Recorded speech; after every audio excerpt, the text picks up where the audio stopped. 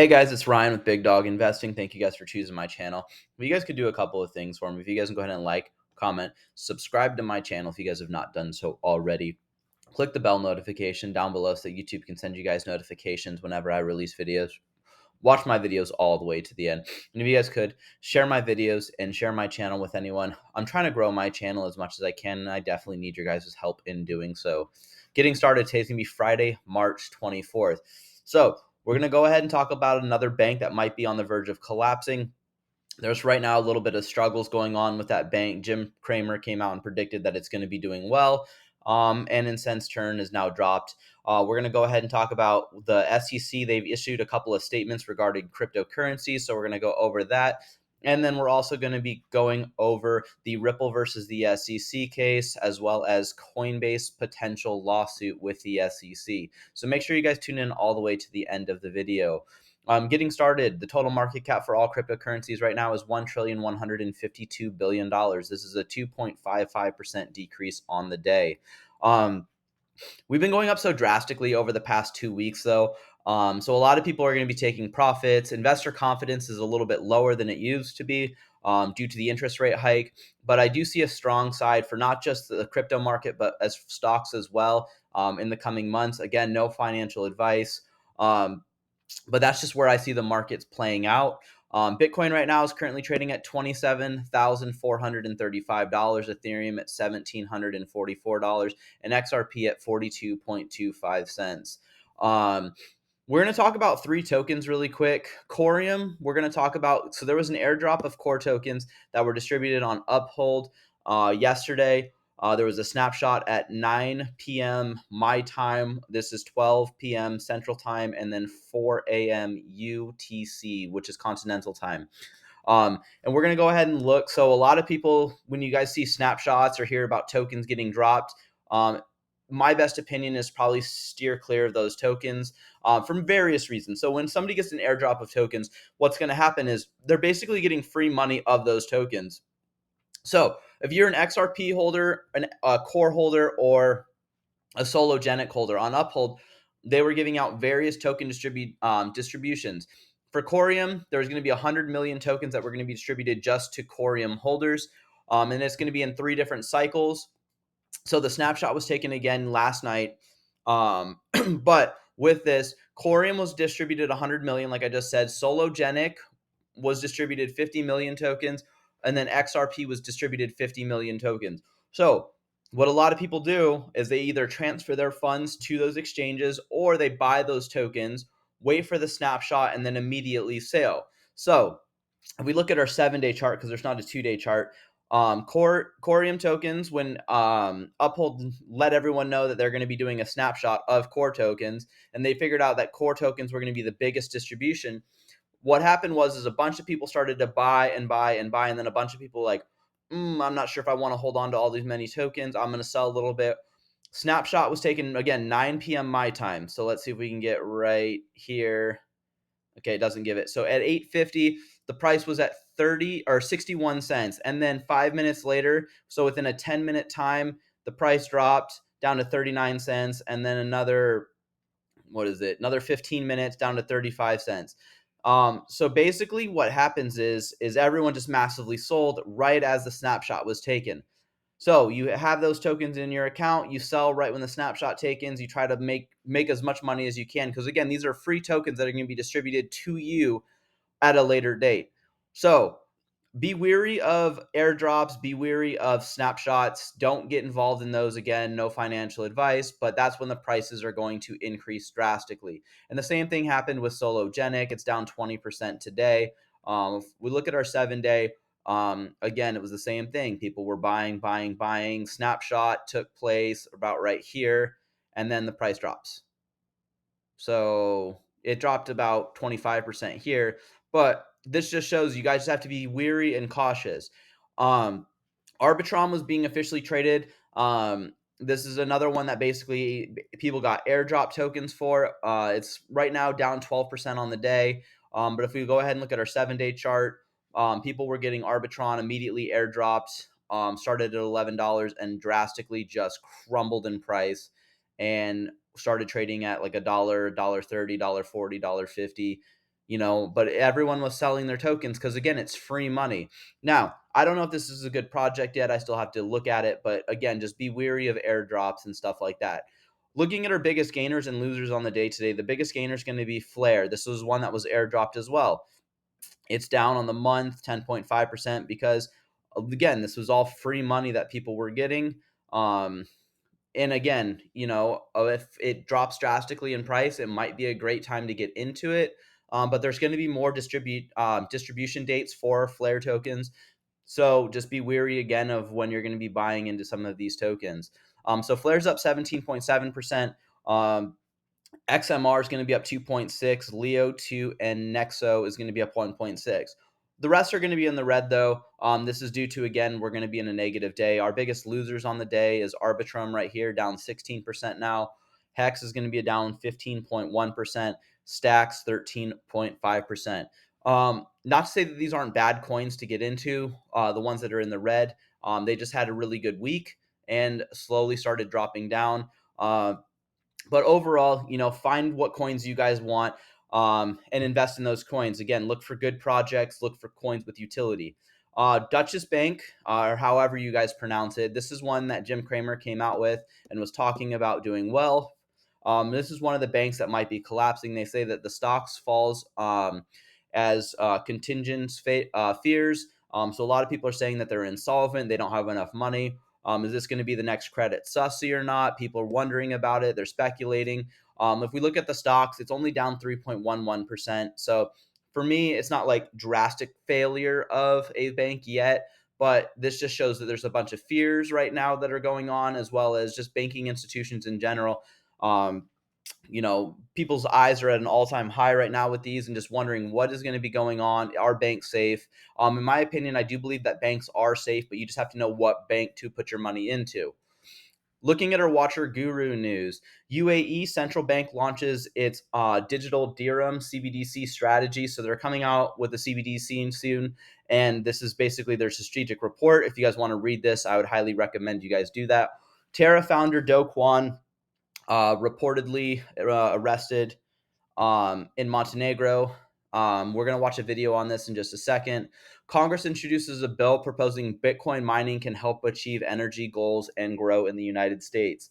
Right now, Congress needs to act because of the SEC right now is not doing its job. So if Congress acts on a lot of this stuff, they can avoid and hopefully deter the SEC from overreaching its power, which it's been doing for a long time now in the crypto industry. We're going to talk more about this in just a second, but the SEC issues investor alert urging caution around crypto, citing assets may not comply with U.S. laws. U.S. launches investigation into Credit Suisse and UBS for violating Russian sanctions. So that's going to be interesting. I want to see and read the report on what happens with that. U.S. banking turmoil can't be contained, Moody warns. So I don't know who this Moody guy is, but or what corporation or business this is, but this is just really interesting because obviously if it makes Watcher Guru news, it's pretty big. We're going to see what happens with this, but banking turmoil, again, we just talked about Deutsche Bank right now. That's weary right now if it's going to go insolvent or not. El Salvador president to eliminate all taxes on income, property, and capital gains for technology innovations. This one's really interesting because how are they going to get money to fund their government? I think the income tax is important. Some people might disagree with me. That's totally fine. But I do believe that income tax also is very beneficial. Property tax, I'm a little bit indifferent on. And capital gains tax, again, it can be considered an income. But, if you hold it for over a year, it counts as an income tax rather than a capital gains tax, which is taxed at a higher level. I'm really interested to see how this plays out for El Salvador. Obviously, I don't think that this is very going to be beneficial for the country itself, but we'll see what happens with that. NASDAQ to launch a crypto custody services in Q2. This is really interesting because the SEC has a grasp overreach of power and is drastically going after crypto companies, crypto exchanges. We just saw that Coinbase just got hit with a Wells notice. How's the NASDAQ going to introduce a crypto custody service if it's being investigated right now by the federal government and the SEC right now? So that's going to be interesting and be weary of. Treasury Secretary Janet Yellen calls top U.S. financial regulators for an unscheduled meeting today that is closed to the public. Why is it closed to the public? That's what I want to know. It's an unscheduled meeting. Obviously, she hasn't been doing her job well. These banks have been falling underneath her. Now she's calling for a secret meeting as Deutsche Bank is now on the fears of being collapsed. This is really interesting because she came out and said that the FDIC would only insure up to $250,000. Then the Treasury came in, as well as the Fed Reserve and the US government, saying that all deposits in banks for Silicon Valley Bank and Signature Bank would be 100% covered. And then now with Deutsche Bank going down, possibly going down, I should say. Yeah, Yellen calls for a secret meeting. That's really interesting. I wish and hope that a report comes out what's being talked about. This is right here. Jim Cramer says that Deutsche Bank is very profitable and doing well. Obviously, they have not. There's actually stuff going on with Cramer. A bunch of people basically do the opposite of what Cramer does. There's a whole movement going on. Basically, if you want to get rich, go against Cramer. Again, no financial advice, but it seems like it's been doing very well. Cramer says something's been doing well. Obviously, people go against it and they win. Right here, here's the video of Do Kwon leaving Montenegro court in handcuffs. So this is him right here, or I don't know if this is him, but this is one of his counterparts, and then he comes out right here, hat on, face covered, and this is him being led away in investing. Coinbase to start donating money to pro crypto candidates in U.S. elections. I'm not a huge fan of this. Again, I do think that it's very beneficial for donations to help with elections and stuff like that, but they always have the best interest at heart. So if I donate money to a candidate, I expect them to vote in my favor. And I disagree with that. Those candidates should only vote for what's in the best interest of their constituents in that state or in that country. So if it's a House of Representatives, obviously it's going to be more so towards the gears of what's going on in their cities as well as their state compared to the Senate, which is for the entire United States. But they all go hand in hand with each other. The House of Representatives still does a bunch of stuff for the federal government as well. But they just have more representation in the House than they do the Senate, because the House is based on how many are in a population for your state, and Senate is only two per state. So it's going to be interesting to see how this plays out. Um, I'm weary on this. I'm not a huge fan of donating money for your own political agendas, even if it's in what I think is best for what I want. I disagree with this. Right here, the CEO of TikTok, the Chinese government does not control TikTok or our U.S. data. Will he be able to return to China after this? Question mark from Genevieve Roach. Right now, the huge thing going on with TikTok. TikTok's very beneficial for a lot of individuals. I have a TikTok that I just started probably about a month ago. I got like 50 followers. I got 157 here on YouTube. And then I have a Twitter. I think I got like 60 followers on Twitter. I'm trying to grow my platform. So if you guys can go follow my TikTok as well as um, my Twitter page, I would greatly appreciate it. It has my logo and it's just Big Dog Investing.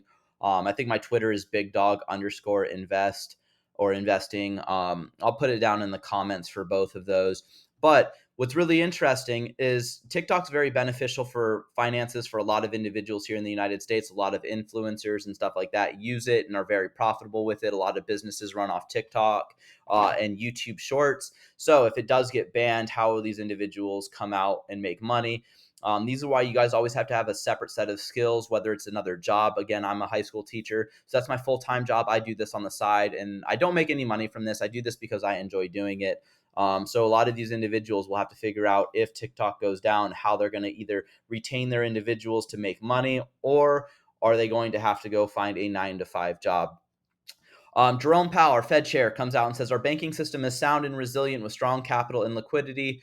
Addressing the ongoing banking jitters in the U.S. after today's FOMC decision to raise rates.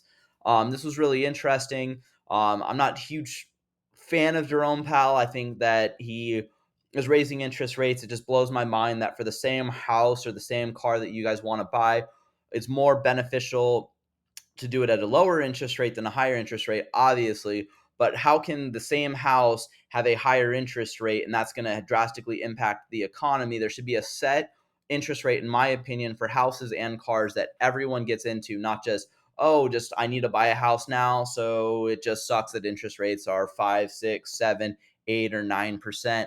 compared to last year, 2 years ago, when interest rates were 3% or 2%.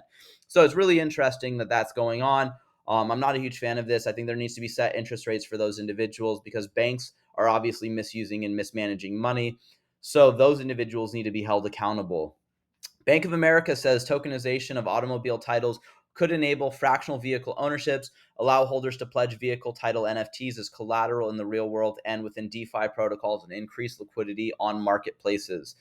This is really interesting because banks and institutions want to use cryptocurrency, but our federal government is trying to abolish crypto. We talked about Janet Yellen already. Right here, Gary Gensler says, what does the matrix have to do with measuring execution quality? Currently, the market centers like stock exchanges file reports on price improvements for investors, but the reports are just a series of dashes and numbers, kind of like the opening credits of the Matrix. It's kind of funny that he can sit down and make videos and stuff like that, but still cannot come up with clear rules and regulations for the markets. This is also very interesting because the SEC came out and says an investor alert: exercise caution with crypto asset securities. He's calling every crypto asset right now security other than Bitcoin, and he's still indifferent on Bitcoin. Coinbase received a Wells notice. Crypto exchanges like Kraken have been sued already. Ripple's been in an ongoing investigation for over 2.5 years. It's been in the court system, and they still haven't come out with clear rules and regulations. Library token as well, and there's many others that I can name that the SEC has gone after with no clear rules or regulations. So he's saying exercise caution with crypto asset securities, but doesn't give out a rule or regulations for us to determine what those are so we can avoid investing in those. So it's really funny that he can make these videos right here, but then not come out with clear rules and regulations, but still issue an investor alert. Eleanor Charette comes out and says, new industry sources abroad tell me that Gary Gensler and company have been lobbying their UK and Canadian counterparts to pinch crypto industry in the same way as the US. The FCA, which regulates financial service firms and markets in the UK, is preparing an announcement. So we're going to see what happens with this. But why is he lobbying for all of this stuff to happen? This and also the November edition of Gary Gensler's calendar is now public. Some highlights: meeting with Senator Warren on November 8th. I don't know who these other two individuals are, but I'm not going to talk on them. I'm only going to talk about Senator Warren because we still have not heard from Senator Warren yet on her secret meetings with Gary Gensler, as well as her meetings and exchanges with emails of questions that she wants to ask in Congress, and then a list of answers that she would like back so then she can review or embellish those a little bit to make it look like Gary Gensler's actually doing his job. This is the shady business. So it's like if I hired somebody to be in the audience to ask me a question to make myself look better in front of everyone, and then I obviously answered correctly, and then now a lot of people look up to me. It's like it's just like that, and that's exactly what was happening because we found this out. I've talked about it on my Twitter channel before, or on my YouTube channel before already. I think I tweeted about it also. But it's just crazy and blows my mind that an elected official is doing this behind closed doors to make it look like she's doing well, but also hurting crypto assets as a whole. And this stops innovation for cryptocurrency. Fred comes out and says, great, now I have to spend the weekend figuring out how to stake crypto tokens myself. And he writes stake as in the food. And this is a jab at Gary Gensler because he came out with a video and said stake, not stake. So the staking, which means getting crypto assets, basically you're getting a APY on the crypto assets that you basically put into an account and stake it. And he came out with a video joking, you need to know the differences between the two. He says, thank you for the correction, Gary Gensler. I can always rest easy knowing you are constantly looking out for my best interest. And this is because Uphold, if you guys are staking on Uphold, one of my buddies was staking on Uphold. He received this, and then I had to find some other stuff also. But depending on if you guys are staking on Uphold or not, you received a notification saying that they're going to be stopping their staking program in the United States until there's greater legal and regulatory clarity. So again, this is just hurting investors, not actually benefiting investors or crypto holders. This is hurting them because we were receiving free money. Well, we as in not me, I wasn't staking, but we as a whole in crypto industry were receiving benefits for holding certain crypto assets, for holding them, and then now they're taking that away from the benefits right here. Uh, David Schwartz comes out. He's the CTO at Ripple. He to comments to Mark Forschwers and says this is truly remarkable statement from Paul Gruel and Coinbase's chief legal officer coming out talking about the Wells notice that was going on. We talked about that in the last video. It's linked in my comments for the last video. But he comes out and says, obviously, the SEC can't tell you what the rules are. If they do, you'll just simply comply with them. And that's true. Obviously, we want to comply with the law. If I'm driving down the street and the speed limit says it's 45, I'm going 45 miles per hour.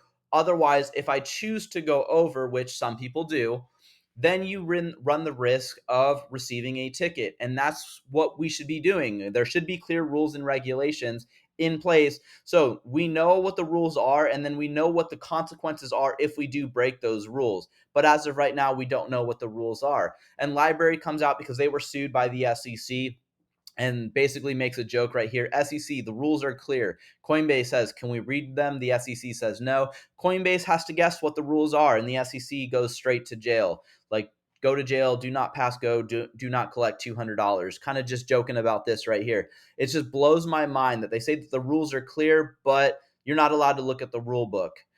Rosalind Layton right here. She's a broadband economics international tech policy person. She says, I sent this to publish before Coinbase's news broke, which makes it even clearer that Gary Gensler is playing a very dangerous game.